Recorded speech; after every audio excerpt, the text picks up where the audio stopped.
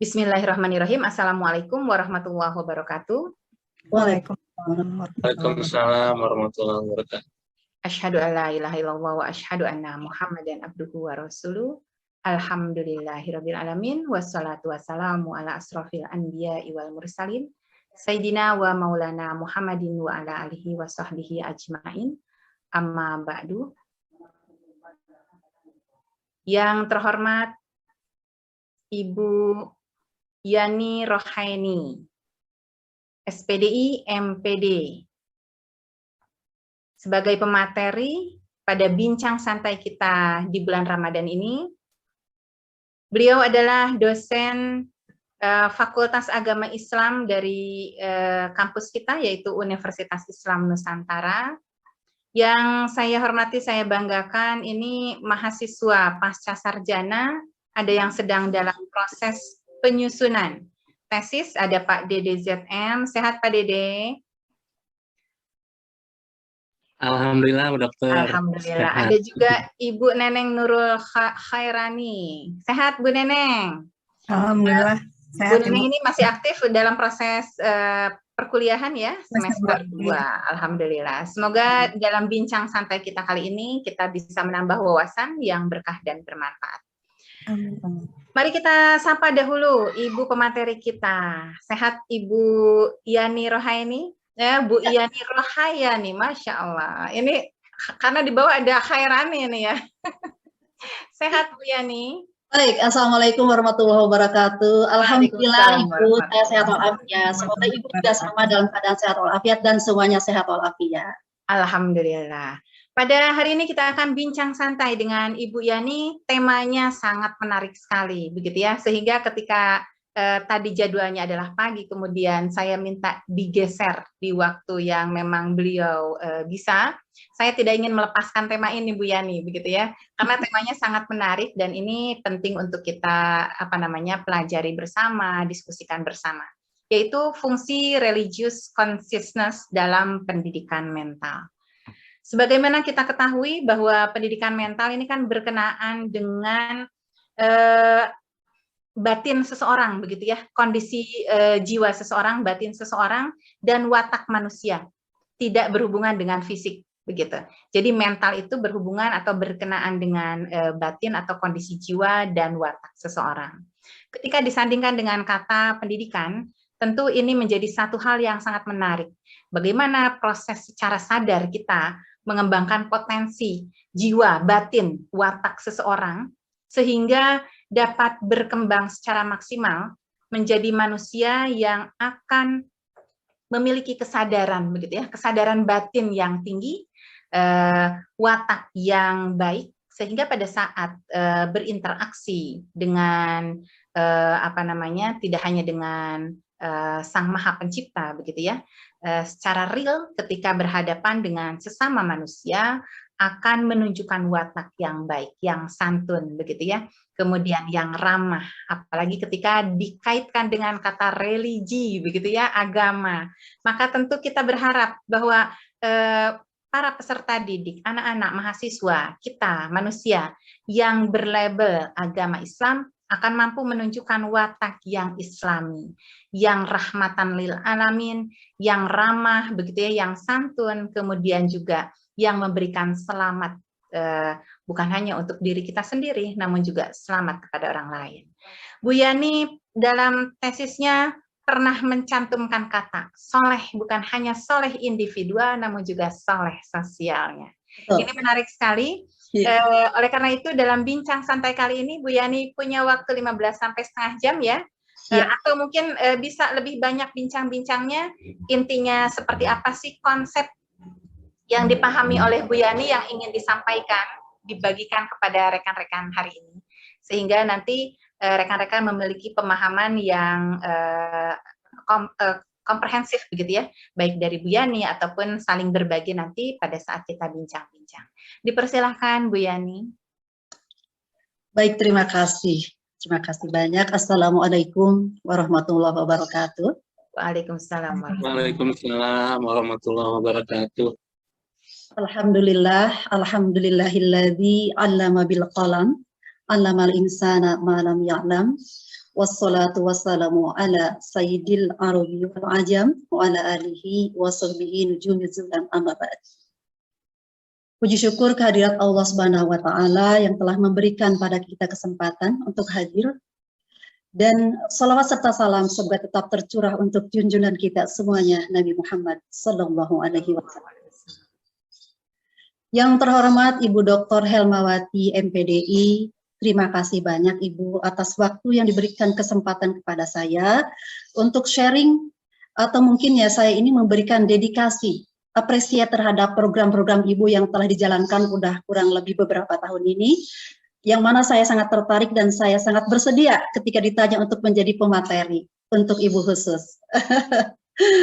Dan yang kami hormati teman-teman sekalian, dan yang kami hormati mungkin sebentar lagi akan masuk juga teman-teman yang belum datang. Kita harapkan seperti itu. Terima kasih semuanya atas kesempatan ini. Teman-teman sekalian, mungkin saya bilangnya teman-teman ya, atau Ibu dan Bapak sekalian, alhamdulillah tema yang saya bawakan ini menurut saya sendiri bercorak terdiri dari beberapa macam disiplin ilmu yang saya kemas dalam satu judul ini, yang mana berdasarkan pengalaman saya kemarin telah mengajar filsafat, kemudian mengajar ilmu kalam, maka saya padukan, sepertinya nih judul ini cukup menarik untuk dibahas, mengorek kedalaman batin kita nih, melewati suffering-suffering atau barrier-barrier, rintangan dan penderitaan hidup gitu loh. Penderitaan, udah mulai nih, penderitaan apa nih begitu ya. Ya kita wajar berkata tentang penderitaan hidup atau barrier, rintangan, ya namanya manusia kan nggak pernah lepas daripada rintangan ya Bu ya. Baik, judul yang akan saya bawakan adalah fungsi religious consciousness dalam pendidikan mental, yang mana saya kategorikan religious consciousness ini sebagai medium, sebagai subjek, sebagai treatment yang akan menyembuhkan di dalam ketika kita mengalami mental illness gitu, oleh sebab suffering, penderitaan ataupun barrier yang lebih ringan, rintangan hidup. Itu bagaimana supaya kita ini bisa sadar kembali ketika kita menerima ujian yang mana mungkin setiap orang akan mengalami titik terendah dalam hidupnya tanpa kita tahu, tanpa dia berbicara pada orang lain, tanpa kita tahu sejauh mana kedalaman penderitaannya tersebut. Mungkin kita akan merasakan sampai titik terendah seperti itu. Nah, di sini saya lebih objektif di dalam memahami penderitaan atau barrier tersebut, maka saya majukan secara ilmiah satu teori, Bu. Satu teori di mana kita akan bisa secara bertahap melakukan treatment, yaitu dengan religious consciousness, kesadaran beragama. Baik, teman-teman sekalian, di dalam menerangkan ini tentu saya harus step by step. Mungkin saya akan terangkan dulu dari bagian objeknya, yaitu pendidikan mental ya Bu ya. Pendidikan mental, pendidikan bagaimana kita tahu, pendidikan adalah upaya sadar di dalam mendewasakan atau memandirikan seseorang, atau lebih tepatnya lagi memanusiakan manusia. Karena kita menyadari manusia adalah tempatnya diuji oleh Allah sampai kapanpun, sampai kita di akhir hayat, sampai kita meninggal, ujian akan tetap ada. Nah, pengaruhnya kemana ujian ini? Lebih banyak sih pengaruhnya ke mental sebenarnya. Walaupun secara psikomatik gitu ya, akan terjadi juga fisik kita mengalami sakit menurut teori psikiatri gitu ya. Kita akan sakit juga secara fisik ketika kita menderita suatu ujian gitu, mengalami suatu ujian yang mana kita menganggapnya sebagai ujian yang ya kalau boleh dikatakan kok sangat berat ya. Nah, seperti itu. Nah, pendidikan mental itu sendiri artinya adalah bagian ya dari dimensi manusia, dari fisik dan mental, yang mana kalau fisik itu kan secara physically wujudnya ada, terlihat. Kalau mental itu kan berada di dalam rasa, olah pikir, kemudian dalam melakukan tindakan, mengambil keputusan, sukma atau roh. Seperti kata-kata aslinya, mental itu mentis, artinya adalah jiwa, atau sukma atau roh, seperti itu. Batin, ya lebih dikenal lagi kita lebih tepatnya batin. Ya berarti sekarang yang menjadi objek itu adalah batin kita ketika kita mendapatkan ujian dari Allah. Bagaimana supaya kita tetap survive di dalam ibadah, maksudnya itu yang akan saya bawakan dulu ya. Baik, religious consciousness ya, ada satu treatment untuk mengatasi itu semua, supaya kita bisa mengupgrade diri kita ketika kita merasa lemah dalam beribadah. Contohnya bagaimana? Sebuah suffering bisa menyebabkan ibadah kita menjadi menurun, menjadi yankus gitu contohnya ya. Ini tanpa mengurangi keluhuran ya martabat seorang. Saya mau ambil contohnya dari seorang nabi, itu Nabi Yakub alaihi salam. Nabi Yakub alaihissalam seperti kita ketahui ya Bu ya, ini ada suffering yang sangat luar biasa yang diderita oleh Nabi Yusuf yang sampai diabadikan di dalam surah Yusuf ayat 84 Ibu dan Bapak sekalian ya, yang mana pada saat itu Nabi Yakub itu mempunyai 2 orang anak ya, namanya yang menjadi tokoh gitu ya, Bunyamin dan Nabi Yusuf alaihissalam yang ketika besarnya menjadi nabi ya. Nah, pada saat kecil mereka ini sangat dikasihi oleh Nabi Yakub. Kakak-kakaknya lain iri, maka dicelakailah. Nah, dari dicelakainya ini, Nabi Yakub merasa gini, wah ketika anak ini dibuang ke sumur, ceritanya seperti itu. Nah, Nabi Yakub menderita di situ suffering, sampai dia menangis berlarut-larut, sampai matanya menjadi putih keadaannya. Menjadi putih artinya menjadi buta. Nah, ini adalah membuktikan bahwa sifat basyariah seorang nabi pun terlihat ya, sampai dia menjadi buta gitu loh, kehilangan anaknya ya. Nah itu, nah kalau di realita kehidupan kita saya pernah mendengar ada yang kehilangan anak sampai gila gitu ya. Nah ini bermacam-macam kan berarti seperti itu, menimbulkan satu kesakitan baik fisik maupun mental gitu ya. Ini contoh Nabi Yakub alaihissalam dari sifat basariahnya sehingga sampai diabadikan di dalam Al-Quran bahwa yang namanya penderitaan ini sungguh mempresur diri kita. Nah itu contoh satu. Kemudian contoh lain, saya teringat kemarin ketika Pak Asep Dadang ya mencontohkan tentang saumannya Siti Maryam ya Bu ya kemarin, bahwasanya bahwa puasa itu bukan berarti kita menahan haus dan lapar, tapi kita juga harus menahan berbicara. Siti Maryam mencontohkan saum yang baik itu menahan berbicara supaya tidak muncul namimah, gibah dan lain-lain. Tapi saya mundur ke belakang di ayat 23-nya Siti Maryam. Nah, ini lebih menarik lagi nih teman-teman ya. Di ayat 23 dikatakan oleh Siti Maryam. Nih. Qalat ya laitani mitu qabla hada wa kuntu nasyan mansiya. Gitu, coba. Artinya secara tematik begini. Wahai, alangkah baiknya aku mati katanya. Sebelum ini daripada aku diperhatikan dan dilihat oleh orang-orang dan menjadi fitnah, gitu makna tematiknya. Nah, ini menggambarkan bahwa ketika itu Siti Maryam digambarkan dalam surah Maryam ayat 23 tersebut. Beliau akan melahirkan, pergi ke sebuah tempat bersandar di pohon kurma, di mana dia saat itu dalam kondisi sebagai seorang gadis akan melahirkan, sakit yang teramat sakit. Saya aja melahirkan sudah punya suami sakit ya Bu ya. Ibarat kata karena kita sudah, ya maaf ya, sudah punya sudah berhubungan gitu ya. Sedangkan Siti Maryam kan ini adalah amanah dari Allah yang luar biasa. Melahirkan sangat sakit. Nah ini dia mengatakan ingin mati. Lagi-lagi terlepas dari tidak bermaksud mempengaruhi keluhuran seorang yang sangat dikasihi Allah, seorang yang sangat luhur, seorang yang sangat suci, disucikan gitu. Dari sejak lahirnya sudah mengabdi, dinisbahkan ke Baitul Maqdis oleh ibunya. Kalau menurut logika kita, Siti Maryam ini sudah sangat suci, tak pernah tersentuh oleh orang lain. Kenapa lagi Allah memberikan justru musibahnya itu kok hamil? Nah, maksud saya memberikan contoh 2 yang sangat kena ini adalah semata-mata untuk tetap meluhurkan kehendak Allah. Kehendak mutlak Allah Subhanahu wa taala akan berlaku pada siapa saja. Bila Allah inginkan kun fayakun jadilah. Tentu di dalam Al-Qur'an diabadikan pula kebaikannya dari tujuan Allah tersebut. Nah, itu harapan kita.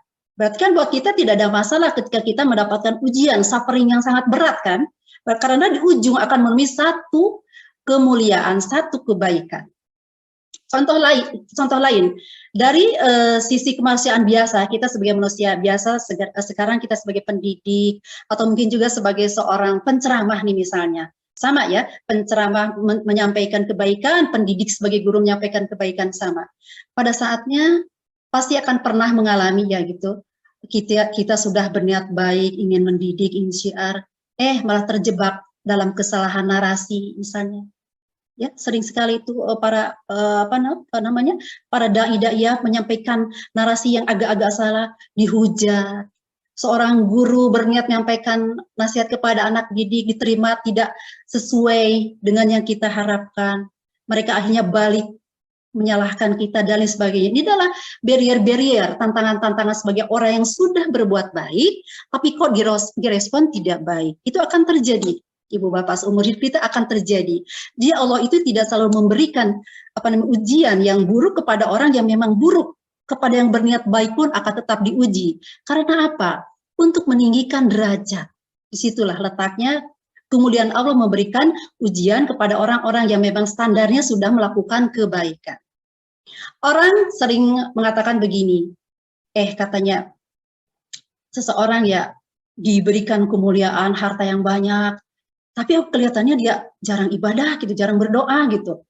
Tiba-tiba dia dikasih ujian sama Allah, dia lari akhirnya ke Allah, berdoa. Terus orang berkata, tuh kan katanya, baru aja dikasih ujian, tadinya kan dia lalai, nggak ingat sholat, nggak ingat berdoa dan lain sebagainya. Ketika dikasih ujian, dia lari kepada Allah berdoa. Ini sebetulnya adalah kondisi yang bagus. Al-imanu yazdadu wa yanqus. Iman itu berlaku naik dan turun. Kalau bagi orang seperti ini apa? Berarti dia naik dong kalau gitu. Orang yang tadinya tidak soleh, ya, kurang dekat kepada Allah karena dia terlena dengan banyaknya harta. Ketika diberi ujian, jatuh, dia lari kepada Allah, berarti dia bagus. Kalau dia ibarat kata menemui ajal saat itu, berarti dia dalam keadaan bagus. Tapi sebaliknya, bagi orang-orang yang telah berada di dalam keadaan standar kebaikan, ketika mendapatkan satu ujian, tidak dinafikan, terjadi suffering itu menyebabkan sakit secara psikomatik maupun secara mental. Ini ujian lagi. Contoh misalnya, ketika kita menemui ujian yang sangat berat ini, badan menjadi sakit, menjadi lemah, fisiknya, pikirannya banyak kemana-mana. Akhirnya ketika kita kemarin-kemarin sebelum penderitaan ini terjadi, kita sangat rajin misalnya, sholat sunnahnya banyak, sampai nawafil, rawatibnya, kemudian qoblak ba'danya zuhur pun misalnya sampai 4-4-4-12,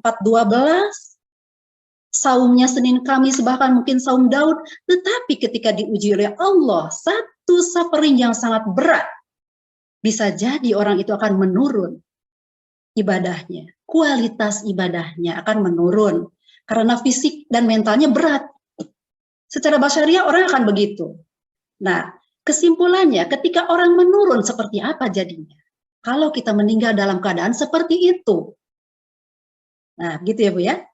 Bahkan kita ingat ya, satu ungkapan yang diungkapkan oleh Sayyidina Ali bin Abi Thalib, atau mungkin juga ini memang sebuah hadis tapi sifatnya maudhu, tapi bisa kita ambil hikmahnya, bahwasanya begini. Apabila hari ini kualitas ibadah kita sama dengan kemarin, itu merugi Bu. Apabila lebih buruk, itu terlaknat, katanya seperti itu. Nah, berarti kita, sebagai orang yang merasanya gitu ya, kemarin-kemarin secara kuantitas, ibadah kita sudah cukup banyak, sesuai dengan dianjurkan, itu lebih banyak lagi kuantitas ibadahnya, ya mungkin kualitas juga ya, pastinya kualitas juga.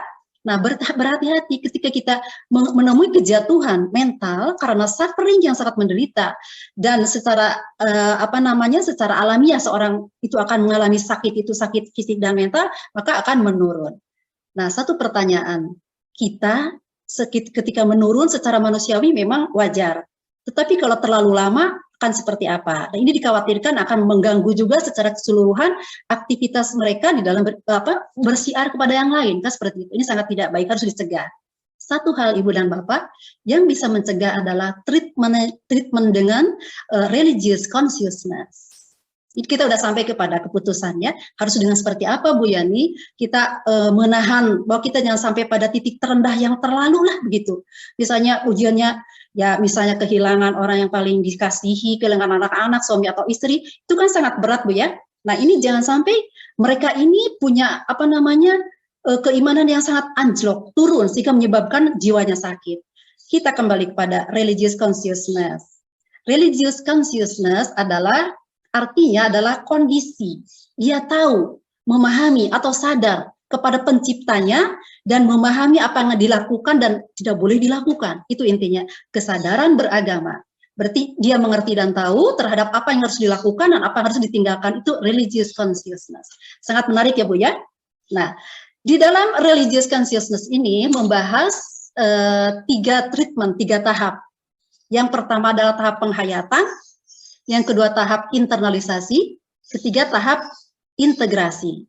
Yang mana hal ini mau saya bacakan dulu sebuah teori yang diungkapkan oleh Ibu Profesor Zakiyah Darajat, Bu, ya, di dalam bukunya, bahwasanya religious consciousness atau kesadaran beragama merupakan bagian atau segi yang hadir atau terasa dalam pikiran dan dapat diuji melalui introspeksi atau dapat dikatakan bahwa ini adalah aspek mental dan aktivitas. Kita garis bawahi ya bahwa religious consciousness menurut Profesor Zakiyah Darajat ada dua, yaitu aspeknya mental dan aktivitas. Seperti itu. Kita ambil lagi definisi lain menurut Abdul Aziz Ahyadi. Beliau mengatakan bahwa kesadaran beragama meliputi rasa keagamaan, pengalaman, ketuhanan, keimanan, sikap, dan tingkah laku keagamaan yang terorganisasi dalam sistem mental dan kepribadian. Ini cukup lengkap ya.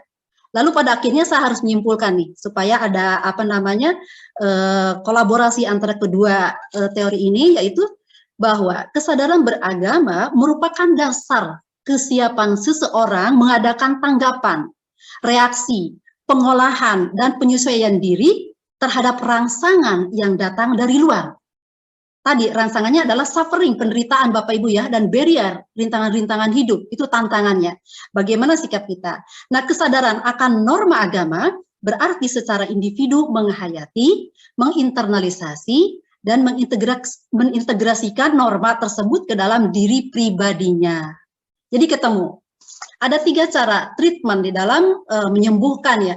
Jadi maksud saya begini, kalau untuk yang tadi saya katakan contoh orang yang baru menyadari bahwa fungsi beragama itu sangat penting ketika mereka itu sudah terjatuh, mengalami satu penderitaan yang mendalam, itu namanya pintu gerbang kesadaran beragama. Sedangkan bagi orang-orang yang sudah terbiasa di dalam ketaatan, berarti ini adalah pemulihan, berarti seperti itu. Ada 2 ya Bu ya, dibedakan pintu gerbang dan pemulihan. Nah, yang pemulihan ini lebih penting Ibu Bapak.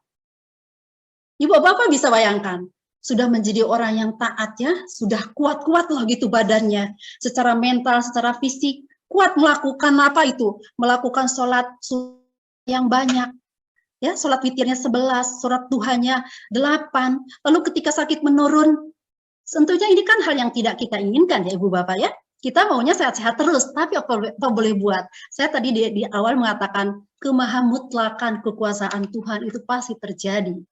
La haula wala quwata illa billah. Tiada daya dan upaya selain kekuatan dan daya dari Allah Subhanahu wa taala. Allahumma la mani alima a'taita wa la mu'tiya lima mana'ta. Tidak ada orang Allah akan memberi kalau Allah akan menolak, seperti itu kan? Sebaliknya. Ya, seperti itu. Jadi Ibu dan Bapak, treatment yang kami tawarkan dari teori ini, dari religious consciousness ada 3. Yang pertama penghayatan, kedua internalisasi, ketiga adalah integrasi. Di dalam proses penghayatan, saya teringat ya teorinya tasawuf ya, takholi, tahalli, tajalli. Itu hampir sama setelah saya pikir-pikir, loh teori ini sama dengan ketiga treatment itu ya. Nah, oke. Penghayatan artinya adalah bahwa kita menyadari gitu. Menyadari akan adanya suffering ini mempengaruhi jiwa kita. Kita menyadari dengan benar-benar ada penurunan ibadah, ada kelelahan mental, kemudian ada kesedihan yang berlarut-larut, ada keputusasaan, ada rasa malu ketika dilihat orang lain dengan penderitaan ini, misalnya kebangkrutan atau apa sajalah yang dirasakan gitu ya. Nah itu seperti itu, penghayatan dihayati dulu. Setelah itu dalam proses internalisasi, masukkan nilai. Nilai apa yang pantas kita lakukan untuk memperbaharui diri kita dari suffering-suffering tersebut, nilai kebaikan tentunya, nilai pemulihan tentunya atas apa yang telah kita reduksi. Ibadah secara kualitas dan kuantitas yang tereduksi itu, mari kita masukkan nilai. Akui oleh kita benar tidak, kita telah melakukan reduksi ini dalam ibadah. Nah, diakui dan kemudian dihayati, kemudian diakui di situ ya. Jadi dimasukkan nilai ke dalam diri kita, oh ini benar, saya akui, seperti itu. Lalu integrasi apa itu? Pembauran. Pembauran antara penghayatan dan internalisasi tadi disatukan membuahkan aktivitas pada akhirnya. Aktivitas kita harus kembali paling bisa gitu kembali lagi pada keadaan semula sebelum suffering itu terjadi, atau paling minimal paling tinggi targetnya lagi dia lebih meningkat. Berarti kita telah sembuh seutuhnya, seperti itu. Nah, itulah yang namanya treatment dengan religious consciousness, seperti itu. Nah, mungkin teman-teman sekalian, materi saya sudah selesai, pendek saja. Ibu-ibu sudah paham, dan bapak-bapak, terima kasih. Baik, terima kasih Ibu Yani. Ya. Ini Ibu dosen di FAI ya, sehingga gaya dosennya memang akhirnya muncul begitu. Baik, Bapak dan Ibu, rekan-rekan, kita ini dalam kondisi bincang santai, dalam mendulang berkah di bulan Ramadan ini, begitu ya. Sehingga ketika ada satu tema yang menarik, kemudian disampaikan, tentu kita akan menghubungkan, begitu ya, adanya benang merah antara tema kita dengan hikmah apa yang bisa kita dulang, begitu ya, tema apa yang bisa kita dapatkan dari bincang-bincang santai, namun wajib bermanfaat ini ya. Saya pakai wajib ya, karena ini kita juga menggunakan sisa waktu kalau ibu-ibu untuk menyiapkan berbuka, maka harus bermanfaat. Karena ini berbincang, maka silahkan.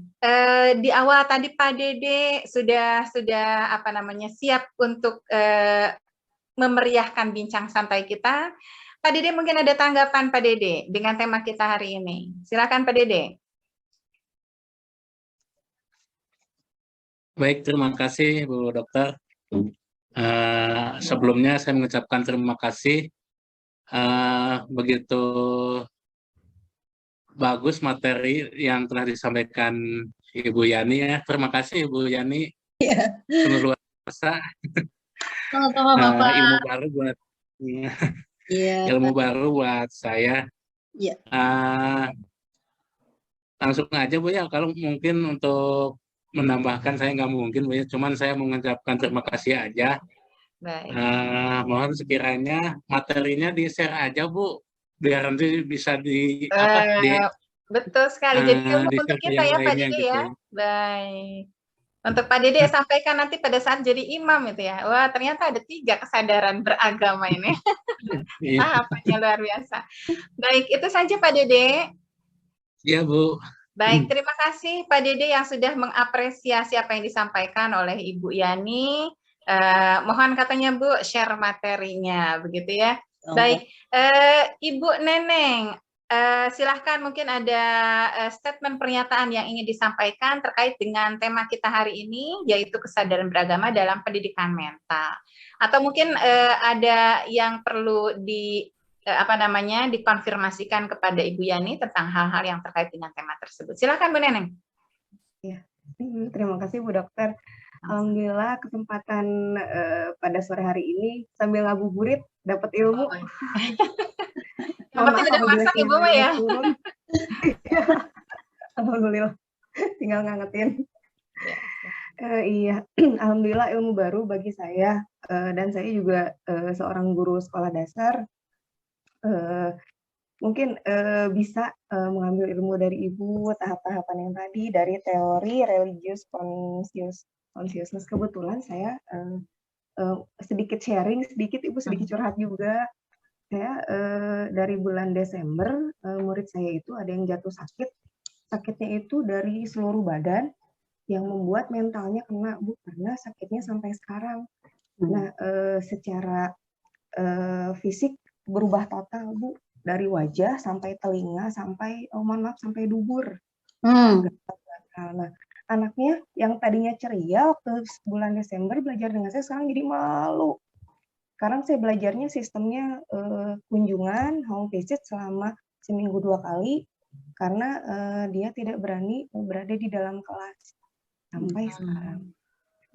Bagaimana Bu treatmentnya kepada murid saya yang sekarang kondisinya tidak berani melihat wajah saya juga tidak berani Bu. Dia kalau belajar pasti nunduk.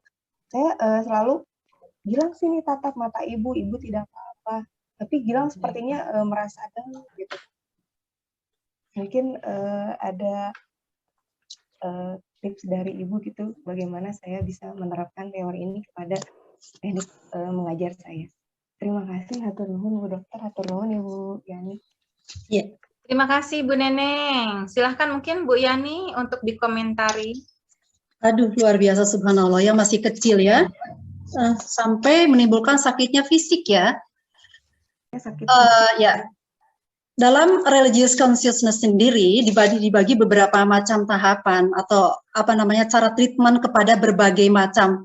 Pertama yang terkena yang harus diberikan itu adalah pertama yang terkena psikologis, kedua secara dipisahkan secara gender, kemudian secara tingkatan usia.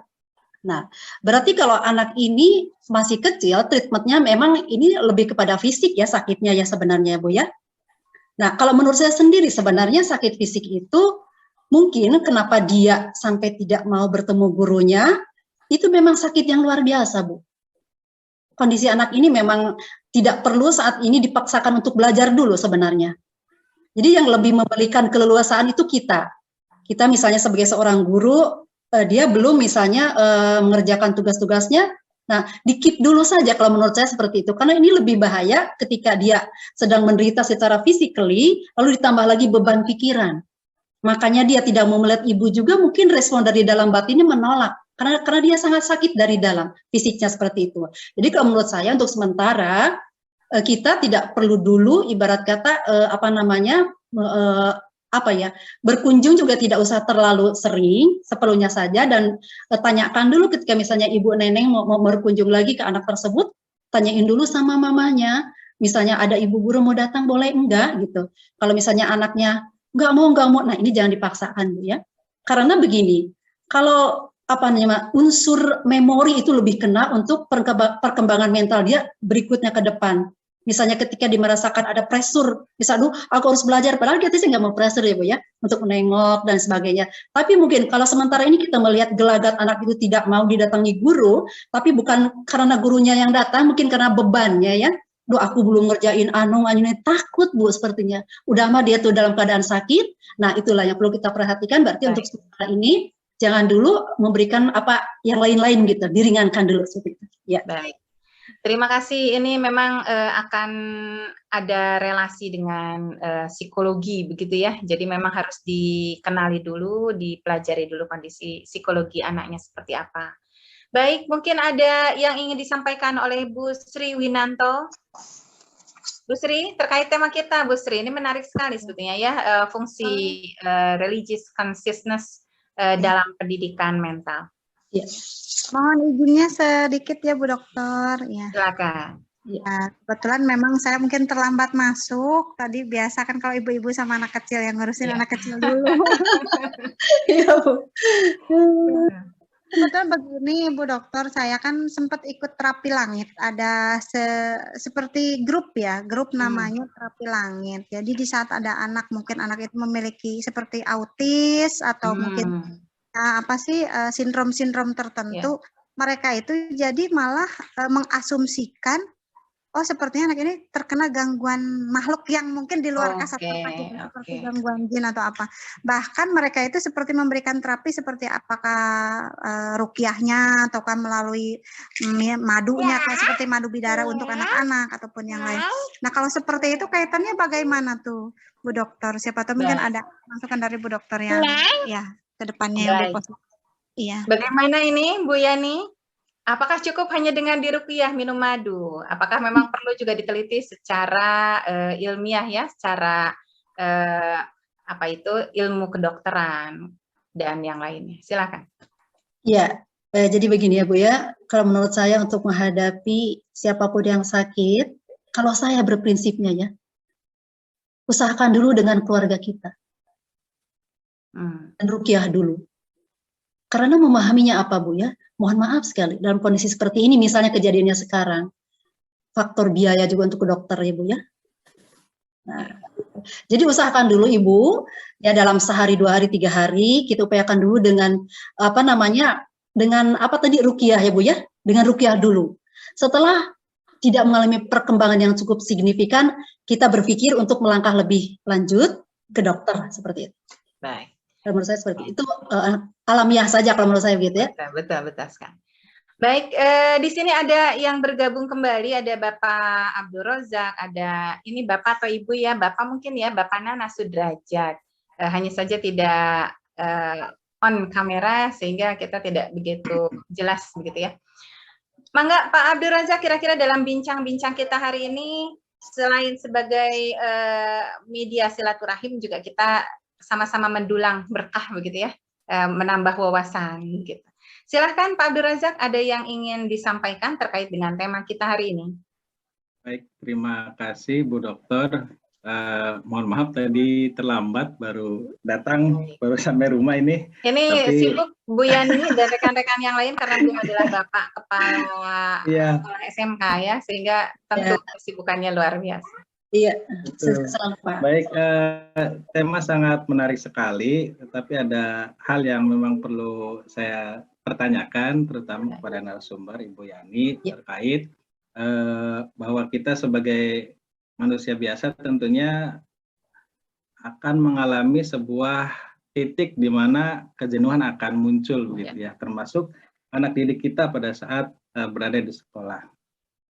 Nah, kemudian berkaitan dengan tema tadi, bagaimana solusinya agar apa yang sudah kita programkan kepada anak-anak itu anak-anak bisa tumbuh kesadaran untuk bisa mengikuti kegiatan ataupun program yang sudah kita buat, dan bagaimana caranya agar kita bisa istiqomah gitu ya. Kadang kita juga mengalami sebuah titik kejenuhan di mana rasa malas, termasuk pada saat kita melaksanakan ibadah juga kan, termasuk iman kita juga kan wayang kusuk gitu ya, kadang tebal kadang tipis gitu. Nah, itu baik, bagaimana caranya Bu Yani agar kita bisa istiqomah dalam melakukan. Baik, terima kasih Pak Abdul Terima Razak. kasih. Assalamualaikum warahmatullahi wabarakatuh. Waalaikumsalam warahmatullahi wabarakatuh. Sangat manusiawi sekali ya ketika manusia ada di dalam titik nadir gitu ya, di dalam titik jenuh begitu ya, di dalam merasa, tadi Bu Yani menggunakan kata suffering begitu ya, ketika di dalam titik kita mendapatkan ujian, ujiannya suffer itu kan derita begitu ya, tadi ada barrier, ada rintangan-rintangan begitu. Silahkan Bu Yani. Ya, terima kasih Pak Abdul Razak. Ya, kalau kejenuhannya itu sendiri menimbulkan dampak pengurangan di bidang apa di situ? Apakah ada target-target atau goals yang tidak tercapai secara signifikan? Gimana Pak Abdul Razak? Ada target yang lost control misalnya nggak tercapai. Misalnya Bapak ketika jenuh itu ingin mentargetkan anak-anak supaya tetaplah mengerjakan PR, tugas masuk, ternyata anak-anak itu banyak yang nggak ngerjain misalnya, atau gimana Pak? Atau sebatas jenuh saja? Salah satunya itu. Berdampak itu juga ke sana ya? Juga, ya. Betul. Oh, berdampak pada kualitas dan kuantitas berarti ya? Ada goals-goals yang tidak tercapai karena kejenuhan tersebut.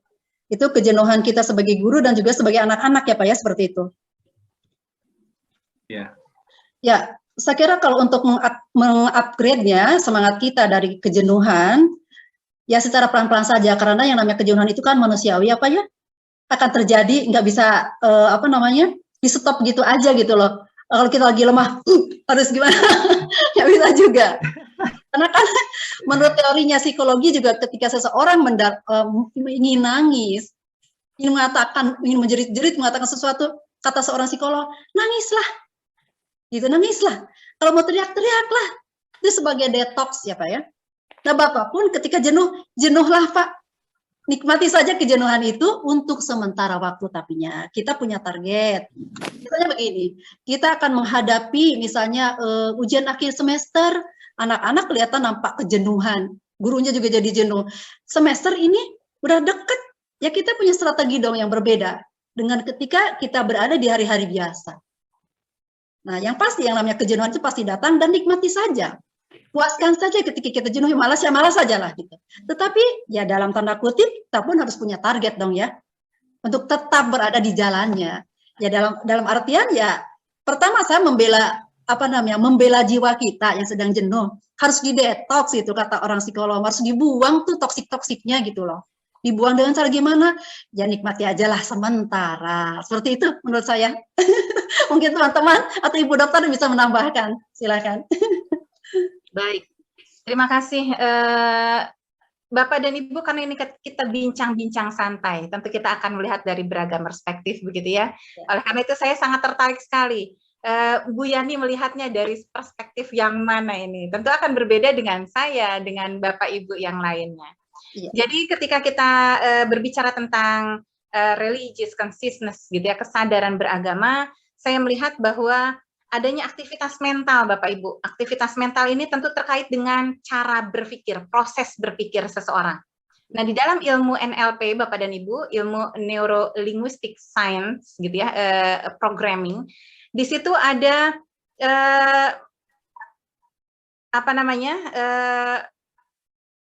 kesadaran itu yang tampak dan ada yang di bawah sadar. Jadi ada yang kesadaran kritik gitu ya, itu kesadaran yang memang adalah kita menyadari apa yang sedang kita kerjakan. Nah, ada juga yang pikiran di bawah sadar. Jadi ada pikiran sadar, ada pikiran di bawah sadar. Nah, ketika saya ke tema dahulu ya, ketika dihubungkan dengan pendidikan mental, saya setuju dengan Bu Yani tadi bahwa kesadaran beragama ini ketika kita menyadari adanya aktivitas mental yang di-move begitu ya oleh proses berpikir kita, dan ketika kita proses berpikirnya baik dan benar, maka Bapak Ibu tentu kita akan menjadi manusia yang beragama, menjalankan perintahnya, kemudian akan menjauhi larangannya. Itu secara otomatis begitu ya. Maka ketika kita sudah memiliki proses berpikir tadi ada dua level begitu ya, atau dua hal. Ketika kita sama melihat air laut, ada yang di atas permukaan air laut, ada yang di bawah permukaan air laut. Proses berpikir pun sama, begitu ya. Ibarat atau umpamanya dianalogikan seperti itu, ketika di atas permukaan laut itu dianggap sebagai cara berpikir dalam konteks kita sadar penuh. Oleh karena itu, ketika kita sehari-hari berpikir sadar ini, begitu ya, tentu melibatkan daya kritis kita. Contohnya, mengapa tadi Bu Yani menyampaikan mengapa kita diuji sebagai manusia oleh Allah. Nah, itu yang sedang jalan, yang sedang terjadi adalah proses pikiran sadar. Ketika kita melakukan hal-hal yang dicintai oleh Allah, seperti contohnya saum di bulan Ramadan. Begitu Bapak Ibu ya. Mengapa kok kita saum ya gitu di bulan Ramadan? Tiap tahun lagi, 1 bulan lagi, tiap hari terus-menerus kita saum. Nah, ternyata Bapak Ibu, ketika kita terus-menerus melakukan hal-hal yang dianggap baik dan benar, apalagi dalam konteks Islam begitu ya, wajib bagi yang beriman. Tadi Pak Rojak, mengapa anak-anak dalam titik tertentu lemah? Bagaimana kita nih untuk menyemangati? Maka ada titik-titik di situ dimunculkan kesadaran. Dimunculkan kesadaran. Jadi pikiran sadarnya kita pantik, Pak, begitu. Pikiran sadarnya kita pantik, apa sih hidup ini? Apa yang ingin kita peroleh, begitu. Apalagi kelas 3 misalnya SMK, kalau berleha-leha, setelah lulus Anda mau jadi apa, begitu. Yang sarjana saja banyak yang menganggur. Yang SD, yang SMP dari luar negeri, hanya dengan modal mereka memiliki sertifikat profesi, mereka mampu mendapatkan gaji sampai belasan puluhan juta. Orang Indonesia gajinya berapa, begitu ya. Nah, ini menjadi satu titik kesadaran yang luar biasa untuk dipantik begitu Bapak dan Ibu. Nah, kemudian ketika kita menghubungkan kesadaran beragama kita dalam menjalankan hal-hal yang baik. Jadi saya melihat jangan hanya dari sisi yang tadi ya, suffering, oke, begitu ya. Kita tentu akan mengalami ujian-ujian, musibah-musibah, guncangan-guncangan, derita-derita. Namun di dalam Islam kita meyakini ada siang, ada malam, begitu ya. Allah memberikan siang, tapi juga ada malam, begitu ya. Ketika ada kita sisi suffering, Bu Yani diberikan oleh Allah anak-anak yang salehah, 2 orang yang luar biasa, begitu ya, yang setia mendampingi, memotivasi bahkan, bukan ibu memotivasi anak. Dalam kondisi tertentu, terkadang anak memotivasi orang tua. Ini luar biasa sekali. Maka Bapak dan Ibu, pada saat kita senang pun, kita sebenarnya diberikan oleh Allah satu ujian, apakah kita mampu pada posisi kesadaran religi, misalnya pada saat saum Ramadan, ketika kita mendapatkan posisi senang ujiannya, begitu ya, mampukah kita berbagi dengan orang-orang yang belum mendapatkan oleh Allah saat mereka bersenang? Contohnya di dalam materi misalnya ya, kita bisa berbagi dengan sedekah, dengan zakat, dan seterusnya. Bapak dan Ibu, saya melihatnya seperti itu. Jadi untuk kesadaran aktivitas mental kita yang di-drive oleh proses berpikir, itu dikendalikan cara berpikir yang sadar dan cara berpikir tidak sadar. Kalau tidak sadar itu adalah untuk melatih mental kita, watak kita melakukan hal-hal yang kontinu. Contohnya, saum itu betulkah melatih orang agar tidak menjadi pemarah misalnya ya? Selain menahan nafsu ya, katanya untuk biar nggak marah cobalah saum. Betulkah begitu? Nah, bagi rekan-rekan mungkin yang sudah sampai level kesadaran beragamanya tinggi, menjalankan tadi ya, menjalankan secara rutin, yang tentu menjalankan itu dipengaruhi oleh pikiran di bawah sadar. Akhlak itu di-drive oleh pikiran di bawah sadar. Itu yang ada di dalam teori pikiran sadar dan di pikiran bawah sadar, begitu ya. Kemudian saya apresiasi sekali dengan kesadaran beragama, kita tentu akan menjadi manusia yang memang mampu menyadari adanya hal-hal yang wajib kita lakukan dan wajib kita tinggalkan sesuai dengan keyakinan terhadap agama kita. Begitu Bapak dan Ibu, ini sebagai bincang-bincang ya, berbeda persepsi namun intinya sama gitu, bahwa kita memiliki kesadaran beragama, maka dengan beragama yang baik kita akan menjadi individu yang baik. Ketika kita mendapatkan musibah, kita tetap bisa bertahan, Bu Yani ya? Ya, betul. Tetap bertawakal, bersabar, pasrah diri, dan kita tetap berupaya setelah melewati titik tadi, titik jenuh Pak Abdul Razak, begitu ya. Itu harus dibangkitkan kembali memang. Begitu rekan-rekan, Bapak dan Ibu, bincang-bincang kita, masih ada yang ingin disampaikankah oleh Pak Isman Hadijaya? Pak Isman sedang berkendara ya, Masya Allah. Hati-hati Pak Isman, semoga sampai tujuan selamat ya. Bapak dan Ibu, mungkin ada yang ingin disampaikan last statement dari Bu Yani, dipersilahkan Bu Yani. Ya. Terima kasih. Mungkin kesimpulannya bahwasanya yang patut kita sadari ketika kita mendapatkan diri kita menurun secara kualitas dan kuantitas dalam beribadah, teori ini dapat Anda gunakan, yaitu pertama penghayatan, internalisasi, dan kemudian integrasi. Yang penting adalah integrasi atau pembauran antara penghayatan dan internalisasi ini bisa menghadirkan kembali semangat Anda di dalam beribadah. Itu sih pada intinya tentang religious consciousness ini. Baik. Supaya kita tetap survive. Ya, terima kasih. Statement yang luar biasa itu ya. Baik. Bapak dan Ibu, alhamdulillah bincang santai kita tentang tema religious consciousness gitu ya, dalam pendidikan mental sudah kita dengarkan bersama, kita simak bersama, ternyata memang sangat kita rasakan dalam kehidupan sehari-hari ya, bagaimana kita akhirnya mampu menjadi individu yang baik ketika kita menyadari adanya kesadaran beragama yang baik, maka insya Allah kita akan menjadi individu yang baik. Kan Bu Yani? Baik, alhamdulillah, alhamdulillahirabbil alamin, hamdan syakirin, hamdan daimin, hamdan yuwafi ni'amahu wa yukafi mazidah. Ya Rabbana lakal hamdu kama yanbaghi li jalali wajhikal karim wal azim sultanik. Allahumma inna nas'aluka salamatan fid dinina wa afiatan fil jasadina wa ziyadatan fil ilmina wa barakatan fi rizqina wa taubatan qabla al-maut wa rahmatan indal maut wa maghfiratan ba'dal maut. Allahumma hawwin 'alaina fi sakaratil maut wal afwa indal hisab wal fawza bil jannah wan najata minan nar. Rabbana taqabbal minna innaka antas samiul alim wa tub 'alaina innaka antat tawwabur rahim. Rabbana atina fid dunya hasanah wa fil akhirati hasanah wa qina adzabannar. Subhana rabbika rabbil izzati amma yasifun wassalamu alal mursalin walhamdulillahi rabbil alamin.